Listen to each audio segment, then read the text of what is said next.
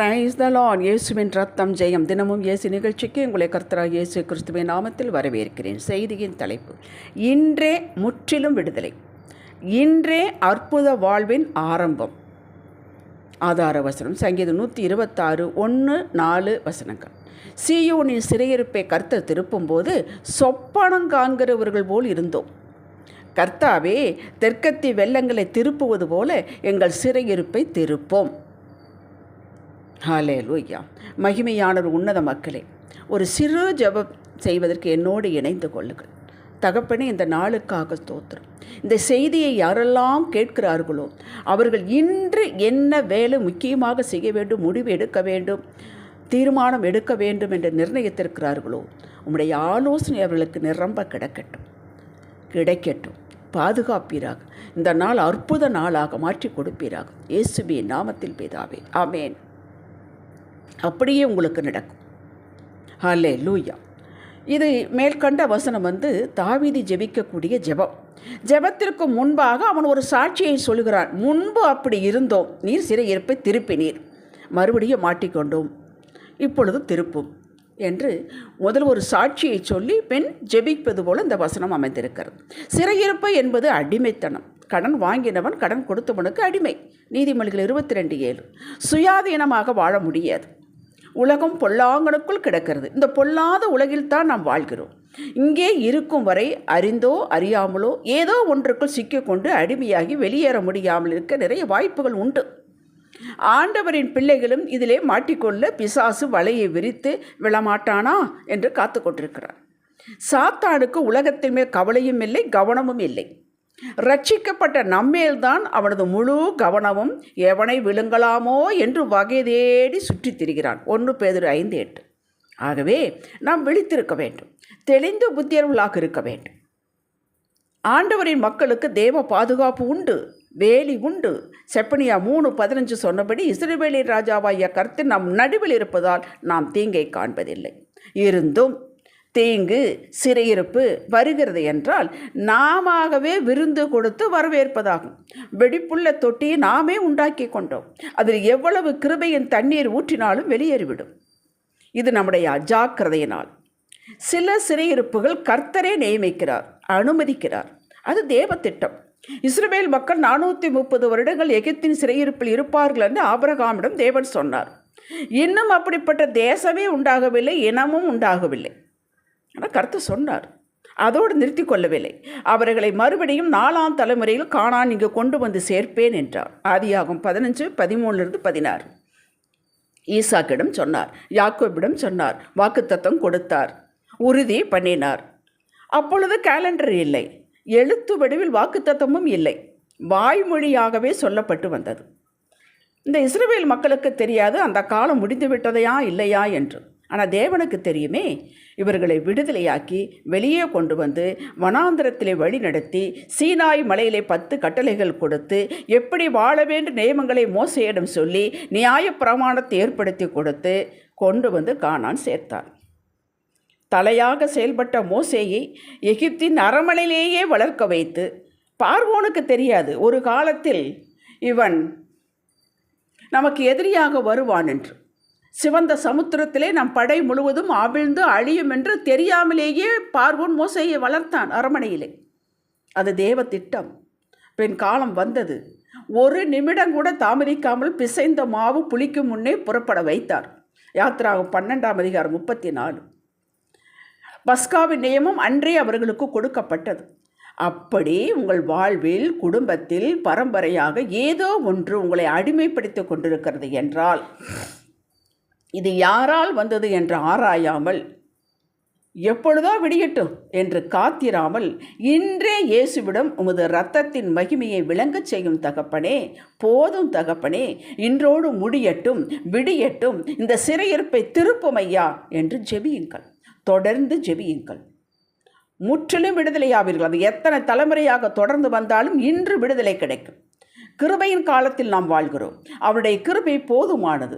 எத்தனை தலைமுறையாக தொடர்ந்து வந்தாலும் கர்த்தர் உடனே அதை திருப்புவார். தானியேல் காலத்தில், எரேமியா காலத்தில் இஸ்ரவேல் மக்கள் மகா பொல்லாப்பு செய்தார்கள். தேவனை விட்டு விலகி அந்நிய தேவர்களை வணங்கினார்கள். தேவன் இவர்களை பாபிலோனுக்கு சிறையிருப்பாக நியமித்தார். 70 வருடங்கள் இருந்தார்கள். பின் மீட்டு கொண்டார். புதிய ஏற்பாட்டு காலத்தில் பேதுருவை, பவுலை சத்தியத்தை சொன்னதின் நிமித்தம் ரோம அரசு சிறையில் அடைத்தார்கள். கர்த்தர் வேடிக்கை பார்க்கவில்லை. தேவதூதனை அனுப்பி பேதுருவை விடுவித்தார். அப்போஸ்தலர் 12ஆம் அதிகாரம். பூமி அதிர்ச்சியை உண்டாக்கி பவுலையும் சீலாவையும் விடுவித்தது மட்டுமல்லாமல் சிறைச்சாலை தலைவன் வீட்டார் ரட்சிக்கப்பட்டார்கள் அந்த இரவே. அப்போஸ்தலர் 16ஆம் அதிகாரம். இவைகளெல்லாம் கண்ணால் கண்டது. கர்த்தரின் அற்புத கரங்கள் செய்து யாரும் கண்டார்கள். அவரை வணங்குகிறவர்கள், அவரை நம்புகிறவர்கள், நம்பாதவர்கள் யாரும் கண்டார்கள். இன்னும் ஆண்டவரின் பிள்ளைகள் ஒரு தெளிவு இல்லாமல், கட்டுப்பாடு இல்லாமல் பல சிறையிருப்பில் மாட்டிக்கொள்கிறார்கள். கடன், நோய், வியாதி, வேண்டாத நட்பு, வேண்டாத செலவுகள் செய்வது, பிராமிஸ் பண்ணி மாட்டிக்கொள்வது, பேச்சினால் மாட்டிக்கொள்வது, இவைகள் கண்கள் காணக்கூடிய சிறையிருப்புகள். காணாத அவர்களுக்கு மட்டுமே உணர்கிற சிறையிருப்புகள் உண்டு. கண்களில் காண முடியாத அவரவர்கள் மட்டுமே அந்த சிறையிருப்பை உணர முடியும். எப்போது ஒரு நெகட்டிவ் தாட் வருவது, கெட்ட கனவுகளே வந்து கொண்டிருப்பது, தவிர்க்க முடியவில்லை. காரணமே இல்லாமல் சோகமாக இருப்பது, கவலையோடையே இருப்பது, பொறாமை, மனதில் ஒருவித கசப்பு மற்றவர்களை பற்றி, இப்படி உணர்வு சார்ந்த ஆத்துமா சார்ந்த சிறையிருப்புகளும் உண்டு. நான் தான் ரட்சிக்கப்பட்டு விட்டேனே, சபைக்கு போகிறேனே, காணிக்கை தசமமாக செலுத்துகிறேனே, ஜெபிக்கிறேனே, பின்ன ஏன் எனக்கு இப்படிப்பட்ட சிறையிருப்பு என்று கேட்க தோன்றுகிறது. எல்லாம் உண்மைதான். நீங்கள் தேவனுடைய பிள்ளைதான். ஆனால் இந்த பிள்ளை தன் குடும்பத்தின், தெய்வ குடும்பம் நம்மளுடையது. உங்கள் குடும்பம் தெய்வ குடும்பம், சாதாரண குடும்பம் அல்ல. மகிமையை காக்க வேண்டுமே, தவறிவிட்டீர்களே. பிரமாணங்களை கை கொள்ள வேண்டுமே, தவறிவிட்டீர்களே. பிள்ளைகள் வளர்க்க வேண்டிய விதத்தில் கண்டித்தும் அன்பு செலுத்தி வளர்த்திருக்க வேண்டுமே, தவறிவிட்டீர்களே. பரவாயில்லை, தவறிடால் பரவாயில்லை. அதையெல்லாம் ஆண்டவர் கணக்கில் வைப்பதில்லை. இதையே உங்களையே நீங்கள் குற்றப்படுத்திக் கொள்ள வேண்டாம். நான் குறிப்பிட்டு காட்டுகிறேன், அவ்வளவுதான்.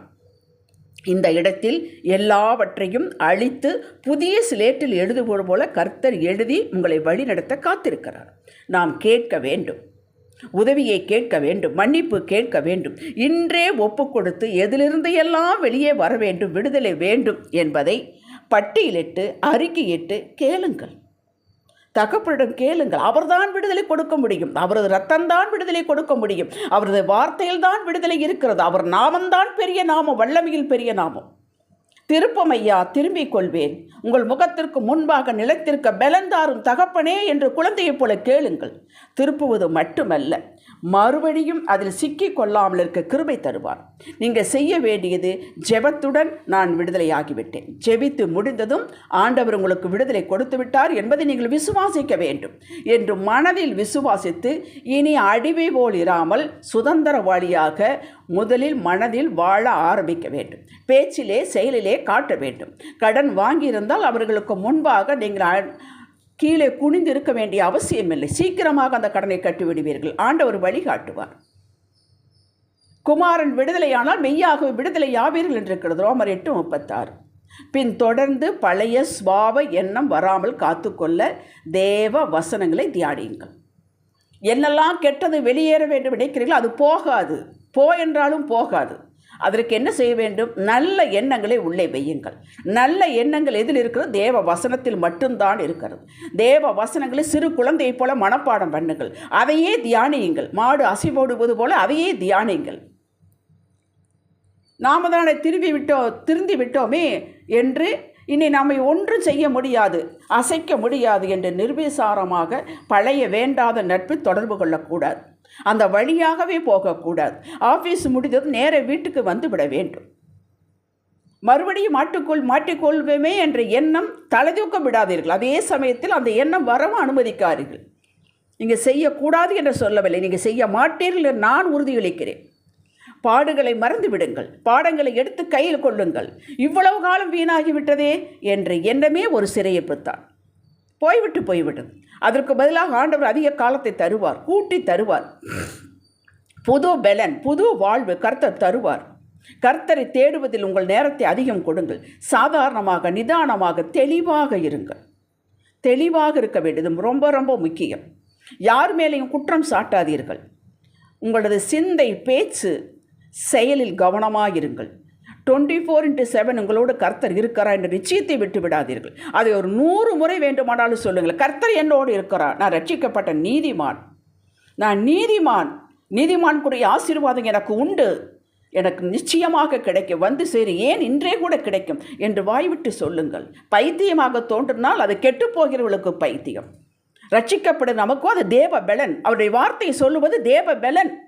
இன்றே விடுதலை, இன்றே உங்களது அற்புத வாழ்விற்கு அடிக்கல் நாட்டியாயிற்று. பின் நீங்கள் பலரை வழிநடத்துவீர்கள். அதற்கும் ஆயத்தமாகிக் கொள்ளுங்கள். ஜெபிக்கலாம். தகப்பனே, எங்களை மீட்டு எடுக்கவே நீர் கல்வாரி பாடுகளை தெரிந்தெடுத்தீர். இனி நாங்கள் எந்த சிறையிருப்பு இருக்க வேண்டிய அவசியம் இல்லை என்பதை அறிந்தோம். உமது நாமம், உமது வார்த்தை, உம்முடைய ரத்தம் இவைகளின் மீது எங்களை உரிமையை கொண்டாடுகிறோம். அற்புத வாழ்விற்கு இன்றே அடிக்கல் நாட்டப்பட்டாயிற்று.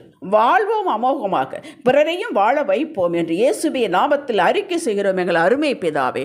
ஆமேன், ஆமேன், ஆமேன். ஹல்லேலூயா.